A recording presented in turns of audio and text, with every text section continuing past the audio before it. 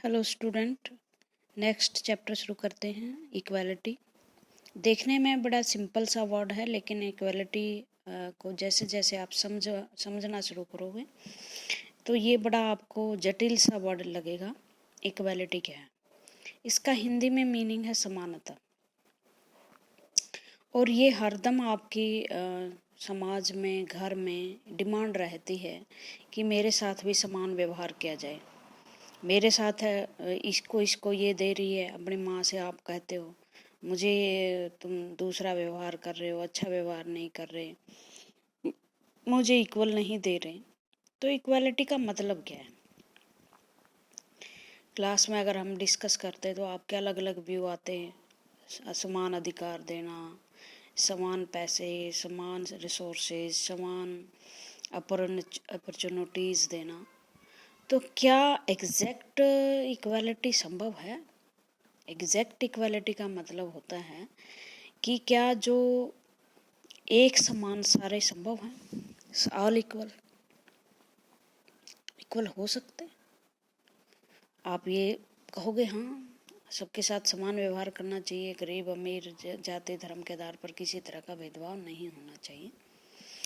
और हमारे देश के संविधान में एक आर्टिकल है, आर्टिकल 14 आर्टिकल 14 हमें राइट टू इक्वालिटी देता है। राइट टू इक्वालिटी का मतलब होता है समानता का अधिकार, और उसमें साफ साफ लिखा हुआ है, आर्टिकल 14 से 18 तक है ये, और उसमें लिखा हुआ है कि आप कानून के समक्ष हैं, you are equal before law, आप कानून के समक्ष समान हैं। दूसरा, आप जो है इक्वल प्रोटेक्शन बिफोर लॉ, कानून के समक्ष सभी को संरक्षण प्राप्त है, इक्वल प्रोटेक्शन।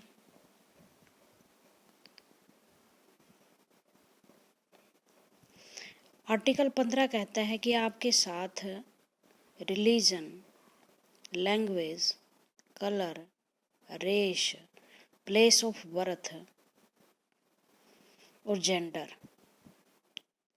मीन्स लिंग के आधार पर किसी तरह का भेदभाव नहीं होगा। No discrimination on the basis of, ये 6 बेसिस उन्होंने बताए। और ये आर्टिकल 1 की बात कर रही हूँ मैं, आर्टिकल 15(1) की। 2-3 तो मैंने कही ही नहीं आपको, ABCD जो है। 16 में क्या कहा गया आर्टिकल में कि आपको एम्प्लॉयमेंट जो होगा, देश का जो रोजगार का अवसर होगा, ये सारी बातें नोट कर लेना, कॉपी पेन लेकर बैठा करो। एम्प्लॉयमेंट मीन्स जितनी भी आपके देश की नौकरियां हैं उनमें आपके बराबर की हिस्सेदारी होगी। 17 में कहा गया है कि अनटचेबिलिटी नहीं होगी। अनटचेबिलिटी का मन छुआछूत नहीं होगी। और 18 में कहा गया है कि आपको किसी तरह की टाइटल्स नहीं दिए जाएंगे। टाइटल्स जो अंग्रेजों के टाइम में राय बहादुर या सर की उपाधि किसी व्यक्ति को दी जाती थी, तो ये नहीं होंगे। लेकिन मैं 14 के साथ ही आपको क्लियर कर देती हूँ। 14 में क्या कहा गया है? इक्वल के साथ इक्वल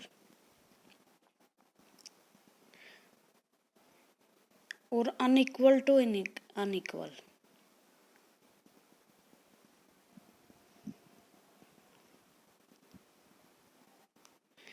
पंद्रह में BCOD इसमें कहा गया है कि धर्म जाति के आधार पर ऊपर कहा गया कि भेदभाव नहीं होगा। लेकिन ये चीज़ें कहाँ लागू नहीं होगी?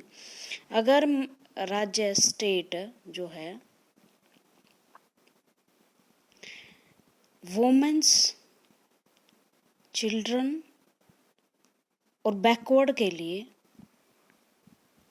SC ST बैकवर्ड के लिए और SC ST कुछ अलग से काम करना चाहता है, तो उसे डिस्क्रिमिनेशन नहीं माना जाएगा। कर लो बात।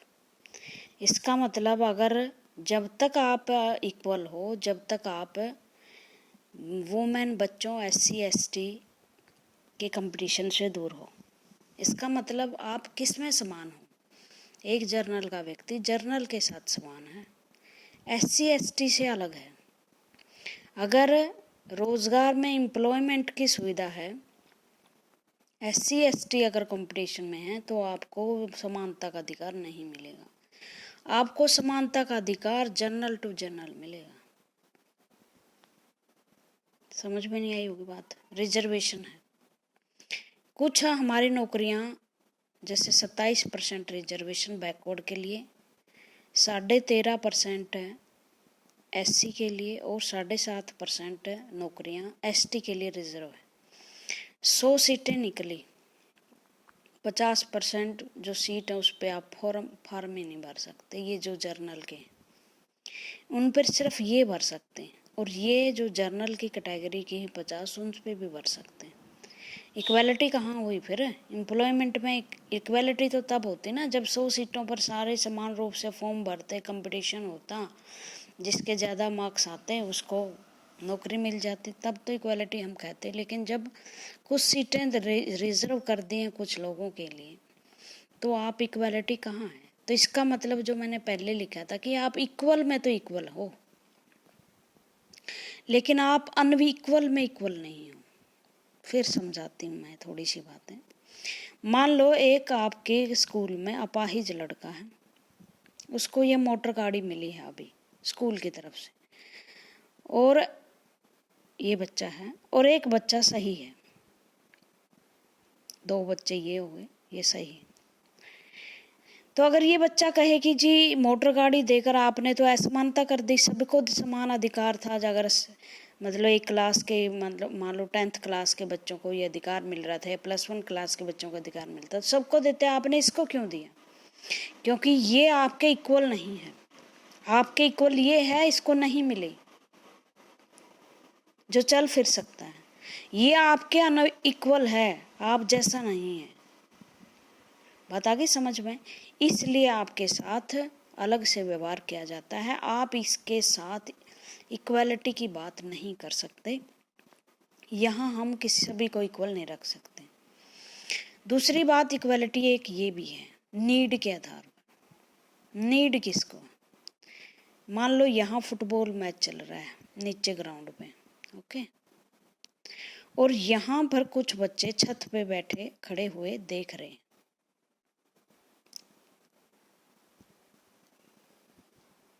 ओके।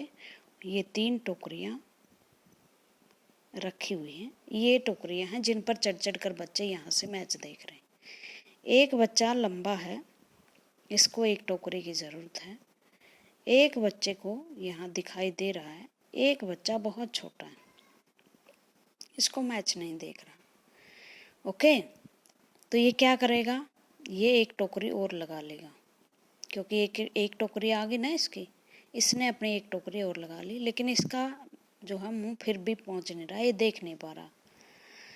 क्या इसको इस टोकरी की ज़रूरत है? ये इसकी इनकी 2 गिराएगी, इसको ज़रूरत नहीं है, इसको भी ज़रूरत नहीं है, लेकिन इसको ज़रूरत है। लेकिन ये इसे देंगे नहीं। क्यों? क्योंकि कहेंगे कि आपको समानता का अधिकार है, आप अपनी ले चुके हो। अब ये जो चीज़ है 2 यूजलेस हैं इनके लिए, लेकिन फिर भी ये इस पर क्या है? कब्जा जमाए हुए। क्या इस तरह का बंटवारा इक्वल है? नहीं ना। तो क्या है? नीड के अनुसार बांटना। नीड कैसे? जैसे मान लो आपके स्कूल में मिड डे मील है, और मिड डे मील में आज पूरियां थोड़ी सी कम रह गई, और आई ने कहा कि आज सबको 3-3 पूरियां ही मिलेंगी, ठीक है। मोहन को बहुत भूख लगी हुई है, रोहन को भी बहुत भूख लगी हुई है, लेकिन इनके पास टिफिन है। सीता और जो गीता है वो टिफिन है उनके पास, और उनको 1-1 पूरी की ज़रूरत है, 2-2 की नहीं। लेकिन समानता का अधिकार क्या कहता? जो एक्यूरेट समानता होती है, लिटरेरी जिसे बोलते हैं, शाब्दिक, लिटरेरी, शब्द में समानता। शब्द में समानता क्या कहती है? कि 3-3 पूरी ही मिलेंगी, चाहे इनका पेट भरे या ना भरे, और चाहे इन पर एक्सेस हो जाए। It is not fair. सामाजिकता क्या कहती है? कि अगर सीता और गीता के पास एक्स्ट्रा पूरी है तो मोहन और रोहन को दे दे। इससे क्या हो जाएगी, नीड पूरी हो जाएगी, किसकी, मोहन और सोहन की। तो इस तरह से हम लिटरेरी शाब्दिक समानता को कभी नहीं ला सकते। एक कंट्रोवर्सी और है कि जो अगर हम इक्वालिटी लाते हैं तो दूसरे की स्वतंत्रता खत्म हो जाती। लॉर्ड एक्टन ने कहा था कि इक्वालिटी जो है वो लिबर्टी के खिलाफ है। लिबर्टी मीनिंग क्या होता है, फ्रीडम होती है, कि वो दूसरे की फ्रीडम पर क्या डालती है, दूसरे के फ्रीडम को ख़त्म करती है।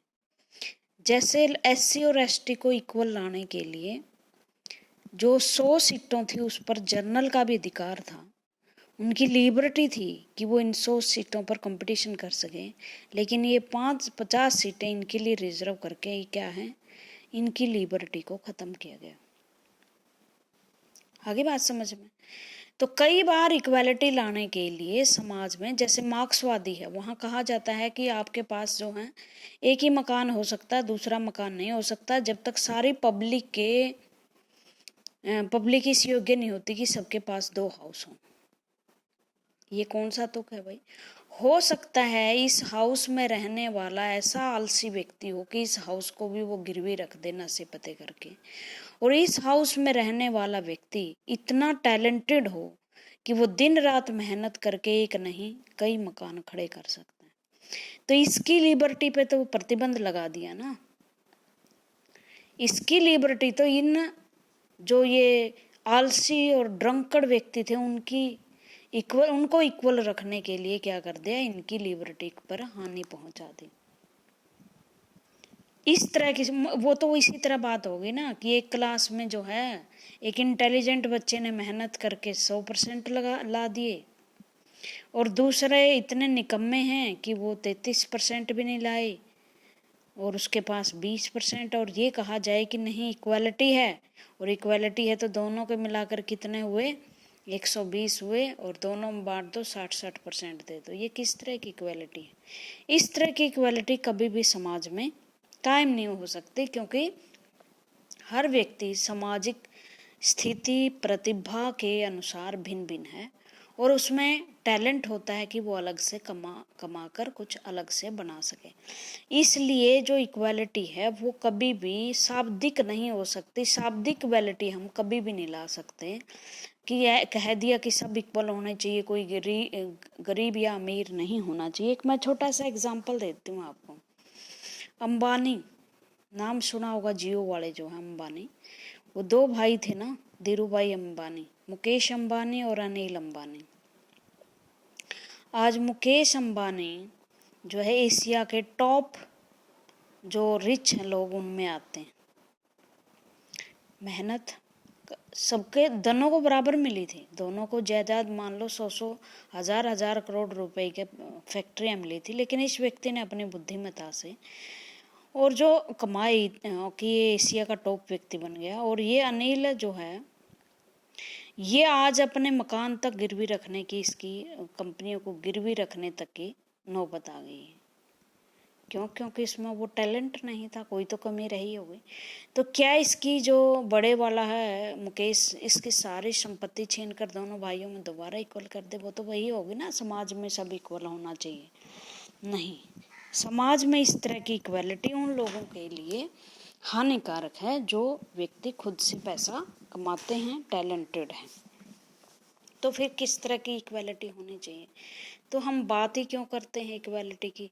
फिर तो हमें सब कुछ व्यक्ति की योग्यता पर छोड़ देना चाहिए। देखो, सबसे पहले ये यूरोप में कॉन्सेप्ट आया था कि इक्वालिटी होनी चाहिए। आपको पता है जो फ्रांस की क्रांति हुई 1789 में, इस क्रांति का आइडिया था इक्वालिटी,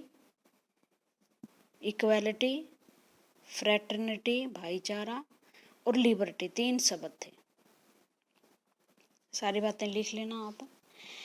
और इसके अनुसार ये था कि जो समाज में 3 स्टेट्स हैं, आपने हिस्ट्री में पढ़ा होगा 9th के में, 3 स्टेट्स थे, उनके अनुसार क्या होने चाहिए, वो सब इक्वल होने चाहिए, इक्वल अधिकार होने चाहिए, इक्वल अपॉर्चुनिटीज़ होने चाहिए।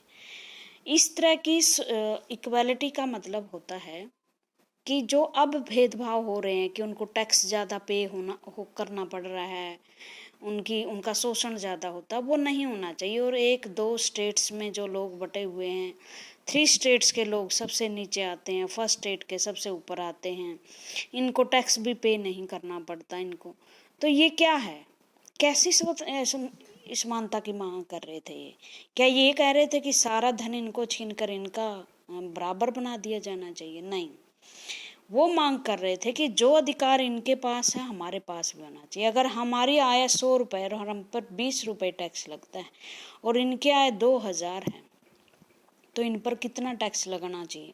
इस समानता के आधार पर इन पर 200 रुपये टैक्स लगना चाहिए। इसका मतलब ये नहीं है कि कुलीन घराने के और इन पर टैक्स नहीं लगना चाहिए, वो लगना चाहिए। तो ये डिमांड थी। और हमारे जो स्वतंत्रता संग्राम था, हमारे स्वतंत्रता संग्राम की भी तो यही डिमांड थी कि हमें इक्वल अधिकार मिलना चाहिए। अंग्रेज़ हमें, अगर हम फौज में हैं तो सिपाही से ही रिटायर कर देते थे, कोई भी प्रमोशन नहीं देते थे। हिंदुस्तानी जो सैनिक थे उनके साथ बहुत बुरा व्यवहार होता था, इक्वल नहीं माना जाता था। इवन वो जो IAS वगैरह की पोस्टें होती हैं बड़े बड़े ऑफिसर की, वो इंडियन को देना नहीं चाहते थे। इसका मतलब क्या था? इनइक्वालिटी थी। हमारे समाज में बहुत इक्वालिटी। हमारा जो स्वतंत्रता संग्राम था वो बहुत तरीके का था। जैसे वोमेन्स हैं, वो क्यों लड़ रही थी? वो जो मैन का डोमिनेशन है उनकी लाइफ में, उसको ख़त्म करना चाह रही थी। उन्हें घर से बाहर नहीं निकलने दिया जा रहा था, बाल विवाह कर दिया जाता था, पैदा होते ही मार दिया जाता था, विधवाओं का जीवन बड़ा दुर्भर था, प्रॉपर्टी में उनका कोई हिस्सा नहीं था। तो इस तरह से वो अंग्रेज़ों के खिलाफ थोड़ी नहीं लड़ रही थी, वो तो मैंस के साथ इक्वल व्यवहार की, इक्वालिटी की बात कर रही थी ना। मजदूर क्यों लड़ रहे थे? जो कैपिटलिस्ट पूंजीपति थे, जो उनको सही अधिकार नहीं दे रहे थे, जो उनका अधिकार था उनके लिए लड़ रहे थे। दलित जातियां क्यों लड़ रही थी? SC और ST, वो ब्राह्मणों का जो डोमिनेशन था, जो इनइक्वालिटी के शिकार वो सदियों से थे, उनकी मांग कर रहे थे। ठीक है ना? तो इस तरह से इक्वालिटी की जो डिमांड है वो सदियों से चलती आ रही है। अरस्तु ने कहा था कि समाज में क्रांतियों का कारण ही असमानता है, और वो चाहे किसी भी असमानता, चाहे वो रिच और पुअर की है, चाहे वो कुलीन और स्लेव्स की है, या जमींदार और लेबर्स की है, तो वो कारण बनता है। तो कई तरह की इनइक्वालिटीज़, मेनली 2 तरह की इनइक्वालिटीज़ की हम बात करके आगे बढ़ते हैं चैप्टर के लिए। 2 तरह की इनइक्वालिटी में क्या आता है? इनइक्वालिटी की बात कर रही हूँ मैं, असमानता। एक होती है बाय बर्थ, जिसे बोलते हैं नेचुरल, और दूसरा होता है सोशल ही मान लेते हैं इसको। भाई नेचुरल जो होती है उस पे किसी का बस नहीं होता। कोई गोरा है, वाइट है रंग का, और कोई मैन वोमैन है, और कोई लंबा है, कोई छोटा है, ठिगना है, कोई इंटेलिजेंट है, बुद्धिमान है, और कोई दूसरे किस्म की उन पे नॉलेज है, कोई बहुत अच्छा बोल सकता है, कोई अच्छी एक्टिंग कर सकता है। ये नेचुरल इनइक्वालिटी होती है, दूसरे लोग ऐसा नहीं कर सकते। और ये हर व्यक्ति की एक गुण होते हैं जो हर व्यक्ति में होते हैं, हर व्यक्ति दूसरे से डिफरेंस है। लेकिन इन गुणों के आधार पर, जो नेचुरल इनइक्वालिटी है, उसके आधार पर अगर हम सामाजिक, जिसे कॉन्वेंशनल बोलते हैं, कॉन्वेंशनल रूढ़िवादी, वो परंपरागत बना लिए कि तो ब्लैक है भाई, काला है, तेरा तो समाज में बहुत महत्व कम है, तो शक्ल से अच्छा नहीं है, सुंदर नहीं है, तेरा फिर सामाजिक रूप से तो घर के अंदर रहे, बाहर मत निकल। और तू तो बोना है, सर्कस में ही काम करने लायक है, दूसरा काम नहीं कर सकता, अपाहिज है, तू कुछ नहीं कर सकता, तू दूसरे बच्चों के साथ जैसा नहीं है, तेरा धर्म ये है, तेरी जाति ये है। इस आधार पर क्या है? भेदभाव के कारण बना दिए जाते हैं। क्या ये भेदभाव के कारण सही है? अगर कोई लंबा है, उसका क्या इतना है कि वो उसके साथ है, वो दूसरों के साथ जो थोड़े से शॉर्ट हैं उससे समाल हैं, उनसे वो गलत व्यवहार करे। और जो कोई थोड़ा सा गोरे रंग का हो गया, उसको क्या अधिकार है कि वो ब्लैक्स को समझे ही ना कुछ। ऊपर जो खोपड़ी दी, हो सकता है वाइट के तो दिमाग में कुछ ना हो, ब्लैक बहुत इंटेलिजेंट हो। आगे बात समझ में? तो ये क्या है, बुरी धारणाएं बना ली जाती हैं व्यक्ति में, जो नेचुरल इनइक्वालिटी होती है उसके आधार पर। और भी हमारे देश में तो धर्म के नाम पर, भाषा के नाम पर, जेंडर के नाम पर, लैंग्वेज के नाम पर, जाति एक बड़ा फैक्टर है जिसमें हम ऊंच नीच में गिरे हुए हैं। और दूसरा सबसे जो बड़ा है वो रिच और पुअर है। कई बार मान लिया जाता है कि पुअर व्यक्ति बेईमान होता है। अगर घर में कोई चीज़ गायब हो जाती है, सबसे पहले नौकर को बुलाया जाता है और शक उसी पर किया जाता है। ठीक है, तो क्या है, उसके साथ टैग लग गया कि ये कर सकता है ऐसा काम, जबकि वो हो सकता है कि बहुत ईमानदार हो। ठीक है, उसके बाद हम चैप्टर पढ़ते हैं। Equality like liberty is a prominent political idea of the present day world. The French Revolution 1789 was fought for liberty, equality, fraternity. ये छोटा क्वेश्चन बन जाएगा आपका। Taken together, liberty and equality prescribe condition of human emancipation. They signify the voice of oppressed, voice against injustice, and the voice for changing unfair social conditions. Equality इस संसार में वर्तमान में बहुत महत्वपूर्ण पॉलिटिकल आइडिया है। लिबर्टी के साथ इक्वालिटी भी ह्यूमन सशक्तिकरण का एक साधन माना गया है कि व्यक्ति की आज़ादी के साथ ही व्यक्ति के को इक्वल भी होना चाहिए। और इसे क्या माना गया है, ये गरीब की आवाज़ है, ये अन्याय के विरुद्ध आवाज़ है, और ये सोशल जो अनफेयर सोशल कंडीशन है, अनफेयर का मतलब जो निष्पक्ष नहीं है, जो फेयर नहीं है, उन सोशल कंडीशन के प्रति क्या है, डिमांड है लोगों की। Idea of equality, the idea of equality and inequality has figured in political science since Asian time.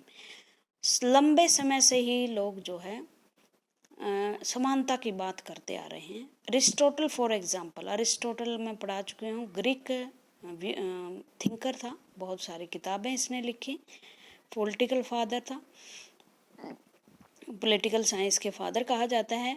Example described inequality as the major cause of rebellion in many state.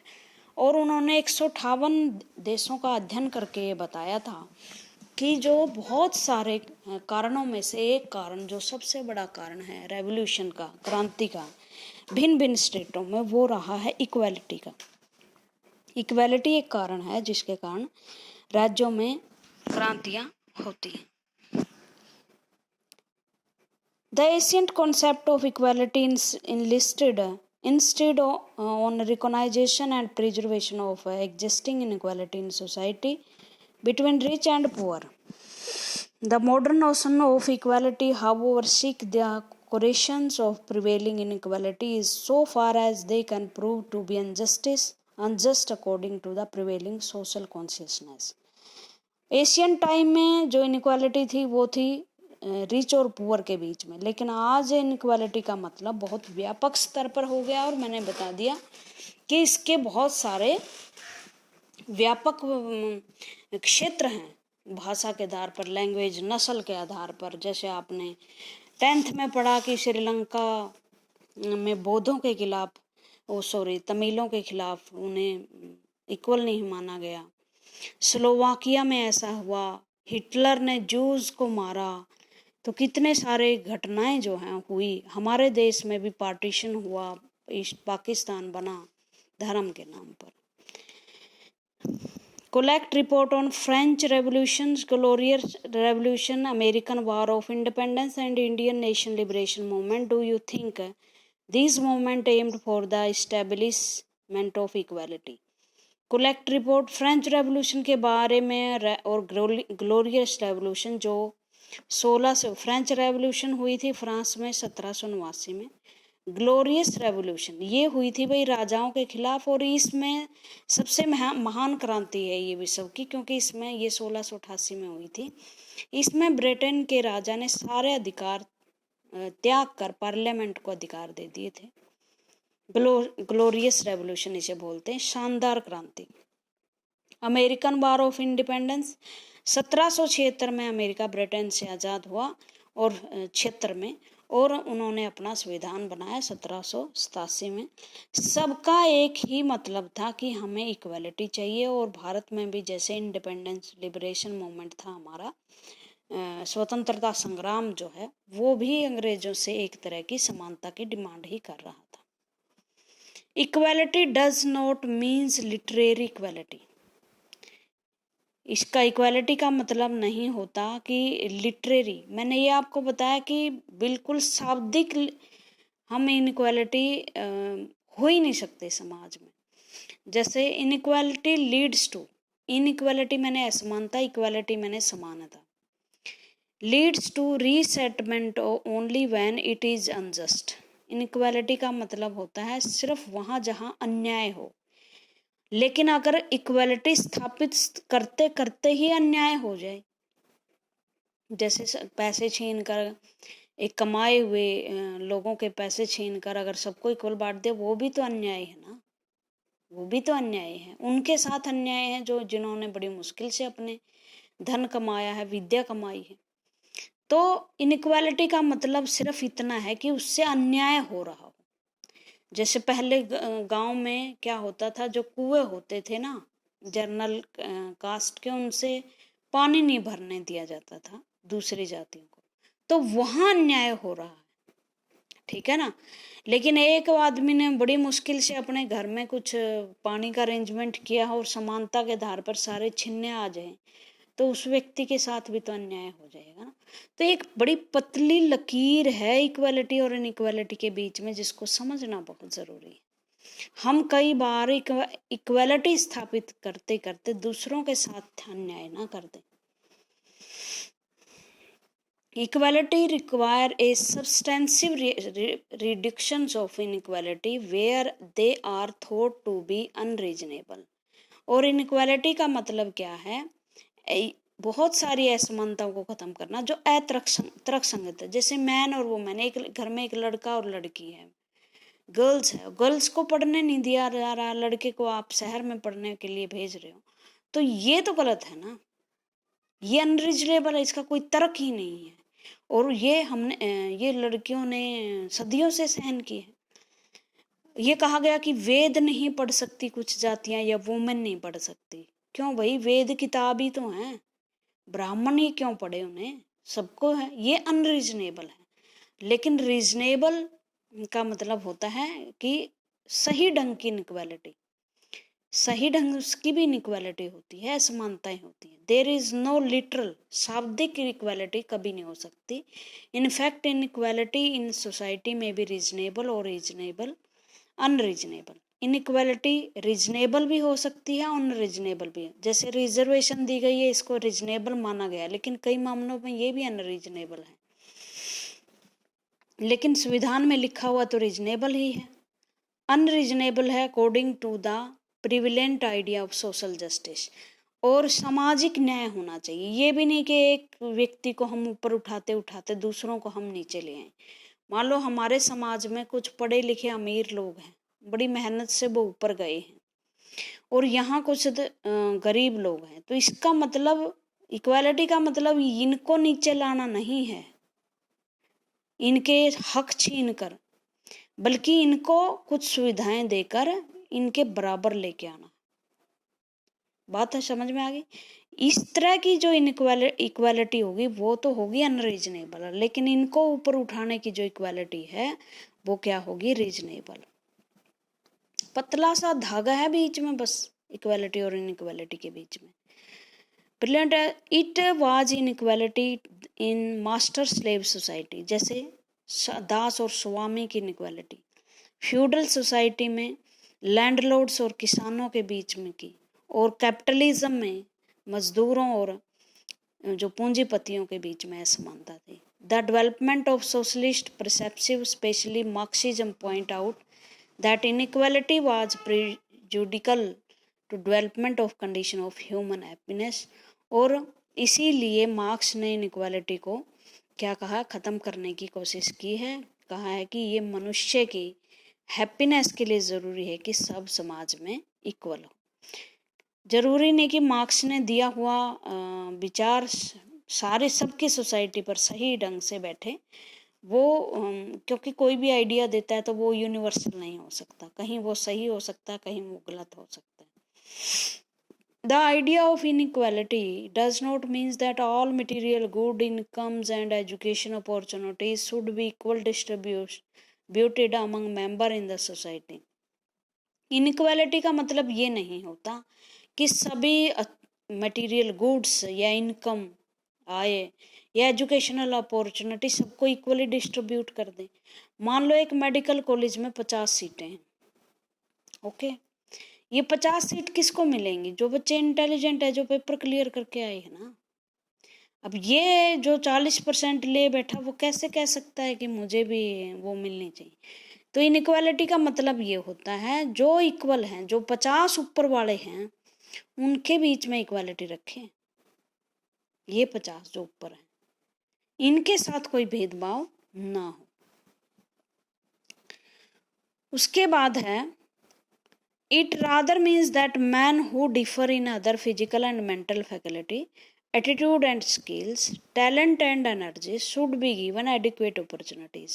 वही बात आ गई ना, जो व्यक्ति एक जैसी फिजिकल और मेंटल फैकल्टी है, मतलब मान लो 80% सबके हैं, एटीट्यूड और स्किल्स है, सबके पास इंजीनियरिंग की डिग्री है, और टैलेंट है, किसी ने कोई ना कोई काम किया है अच्छा, और एनर्जी है, तो उन सबको समान अपॉर्चुनिटी दी जानी चाहिए। मतलब जो डफर हैं, जिन्होंने पढ़ा नहीं है, जो ट्रेनिंग हासिल नहीं करके आए, वो समान अवसरों की डिमांड नहीं कर सकते। The personal skill and productive capacity in term of education, training and material comfort. और क्योंकि अपॉर्चुनिटीज़ किस पे डिपेंड करते हैं कि एजुकेशन क्या है, ट्रेनिंग क्या है, और आपका मटेरियल कॉन्फ्लिक्ट क्या है, इसलिए हम ये कह सकते हैं कि एक सभ्य समाज में कभी भी हम लिटरेरी इक्वालिटी को महत्व नहीं दे सकते। अब ये कहता है why does equality matter, equality ज़रूरी क्यों है, इक्वालिटी का कॉन्सेप्ट ज़रूरी क्यों है सभ्य समाज के लिए।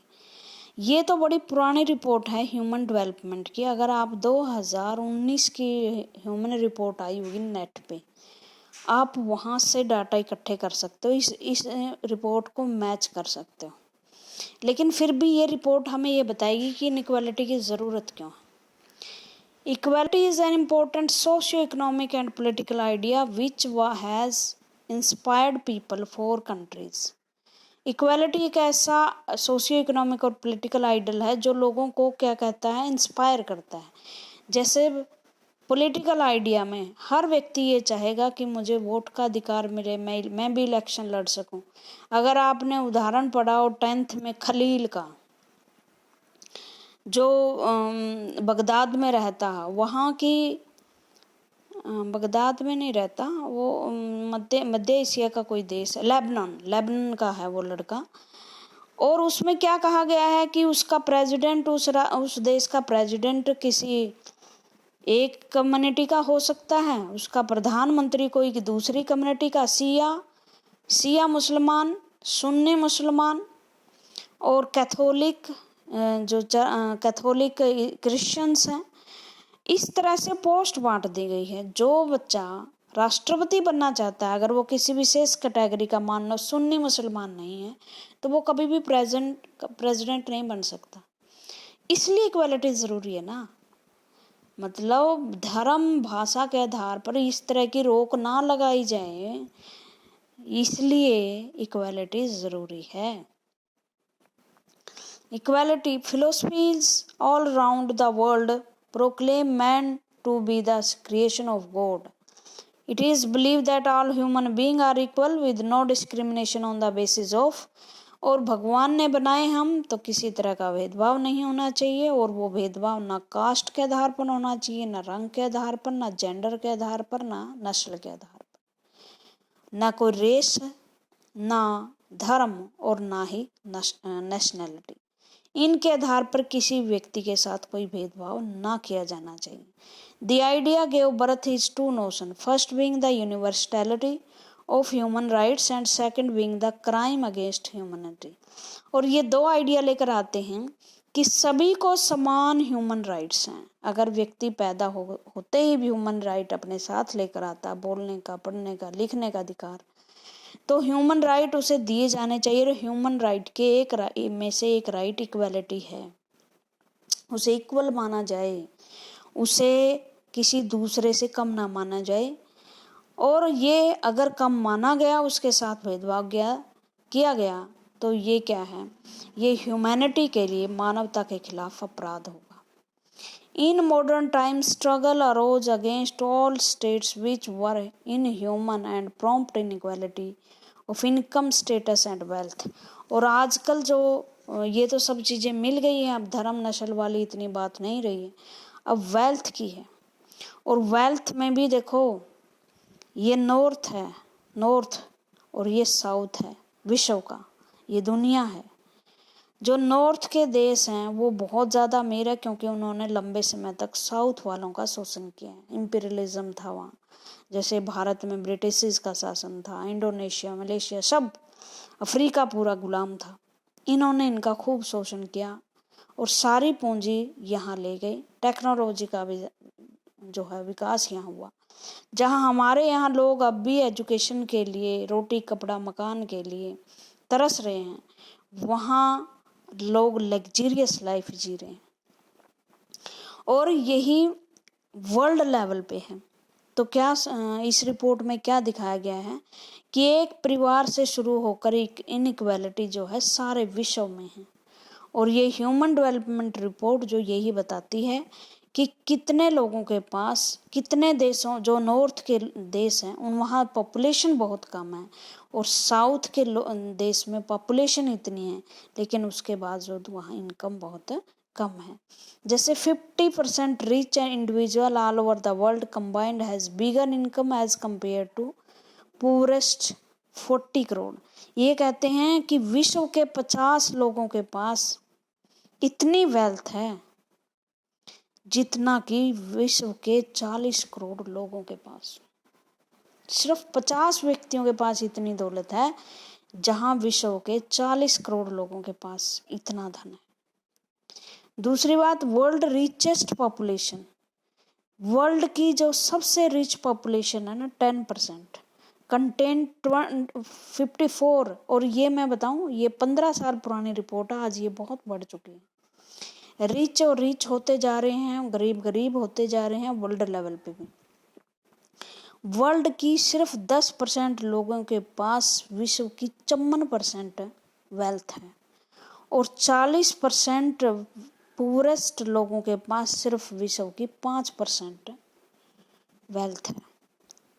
दोबारा से पढ़ लेना, इसको समझ में आ जाएगा कितनी inequality. The advance country of north America and western Europe, ये नॉर्थ अमेरिका यहाँ है, यूरोप यहाँ है, collect first world war with just first world with the 25 world population। यहाँ सिर्फ 25% लोग हैं, 75% लोग इस ग्लोब में हैं, साउथ में, क्योंकि एशिया में ही दो बड़े जेंट हैं, चीन और भारत, जिसमें वर्ल्ड की लगभग 20% पॉपुलेशन है।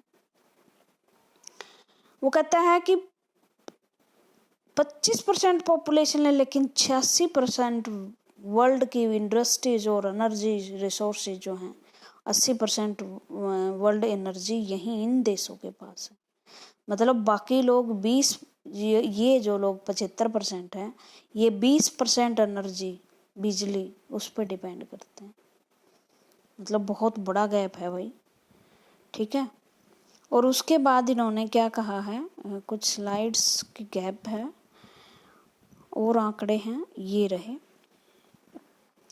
इन्होंने कहा है कि risk of pregnancy related death is higher in developing country as compare to developed state. अब भी भारत में और दूसरे एशियाई देशों में जब बच्चे पैदा होते हैं तो औरतें मरती हैं बहुत ज़्यादा। 2/3 of the global emission carbon dioxide, जो सबसे बड़ी एक समस्या ग्लोबल वार्मिंग की। कार्बन रिलीज 75% ये लोग कर रहे हैं, लेकिन इसका असर हम जैसे लोगों पर भी पड़ रहा है। और द UNDP डाटा, ये डाटा कौन रिलीज करता है ये ध्यान रखना, यूनाइटेड नेशन डेवलपमेंट प्रोग्राम। और जो 19 की है वो ज़रूर निकाल लेना रिपोर्ट क्या कहती है। उसमें ये कहा है कि अर्बन और रूरल में भी बहुत है, हमारे देश में भी। यहाँ अर्बन में तो बेचार 24 घंटे बिजली आती है, रूरल वालों को कभी कभी बिजली दिखाई देती है। सड़कें वहाँ ज़्यादा हैं, यहाँ कम है। स्कूल्स अच्छे हैं, वहाँ कम है ग्रामीण इलाकों में। हॉस्पिटल फैसिलिटीज़ नहीं है। तो ये देखो, इलेक्ट्रिसिटी रूरल में 44% लोगों के पास, अर्बन में डबल हो गई। वाटर पहुँचा है 10% घरों तक, 50% घरों तक अर्बन में पहुँचा है। तो ये सारे क्या हैं, ये इनइक्वालिटी के इंडिकेटर हैं, और ये इनइक्वालिटी ख़त्म करनी ज़रूरी है। इसी के लिए लोग आवाज़ उठाते हैं। आज के लिए इतना ही। Thank you.